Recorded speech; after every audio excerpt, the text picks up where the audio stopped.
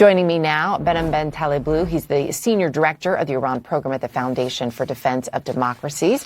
Joining us this hour from Washington. It's so good to have you here this hour. When we look at where things stand, and certainly some of the comments that have been sort of flying back and forth between President Trump and the Ayatollah in Iran, where do you believe this stands, especially after we hear the Secretary of State saying he wants to have one-on-one talks with leadership? How feasible do you think that is? Great to be with you, Erica. It's an excellent question because while many may have seen military action or even a widening conflict as a potential way to wind down the threat and wind down the challenge, the Islamic Republic of Iran, lest we forget, is a very resolute actor, a very ideological actor. And as the U.S. is increasing the stakes, given the increasing leverage it has, given the successful military operation it's engaged in, this does not at all, in my view, look like the end. This really just is, I would say, the end of the beginning. There's also the messaging, right? And what can be read from the messaging. How does, for example, the messaging differ inside Iran, that domestic message to Iranians, versus what Iran is putting out there on the global stage?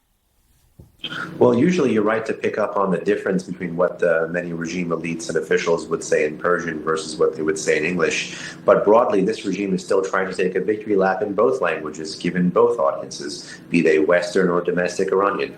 In particular, you had the supreme leader of Iran give a speech not too long ago, touting three distinct victories against America, Israel, and on behalf of the Iranian people for unity, when in reality there was no unity, there was no nationalist rally, and the regime was soundingly defeated, at least on the conventional battlefield, by the Israelis and by the Americans. So here the hyperbole the Islamic Republic is engaging in for both status reasons as well as security reasons is equal. What are you going to be watching in the coming days? So these funerals today, obviously very important. There's a lot of focus on that, a number of people coming out. What signs, though, will you be looking for in the coming days that will give us a sense of which direction potential talks could even be moving in?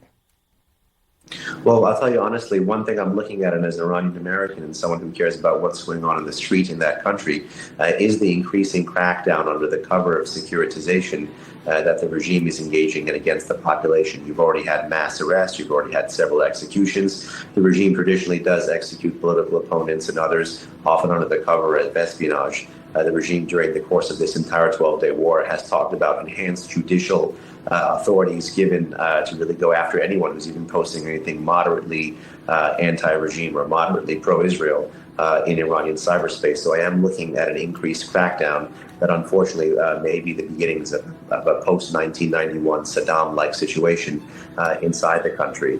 And abroad, with respect to Washington and the Trump administration, I'm looking at, well, how eager is the president for a deal? And how able is the U.S. diplomatic team to turn a military win into a political win? As you know, the Middle East is littered with examples of military wins that have not been able to be turned into political wins. Was there too much discussion to that point exactly? Do you think there was too much discussion about a win and not win early on? Well, in general, I think the government of the Islamic Republic understands that every administration following Bush II that has come into power in Washington is trying to do less in the Middle East, not more. And whether you look at their rhetoric or whether you look at the changing footprint in the Middle East, that is objectively a reality, and that is something that unfortunately plays to the advantage of our adversaries like the Islamic Republic. But here, I think you did have a significant amount of military muscle finally, for example, marry or match that rhetoric. I think the real question for the regime is, will they be able to play this, hard-nosed game of poker against Washington over time, especially as the administration is threatening to bomb again if the regime reconstitutes? Yeah, it's such a great point. But I really appreciate your insight, your expertise. Thank you. Thank you.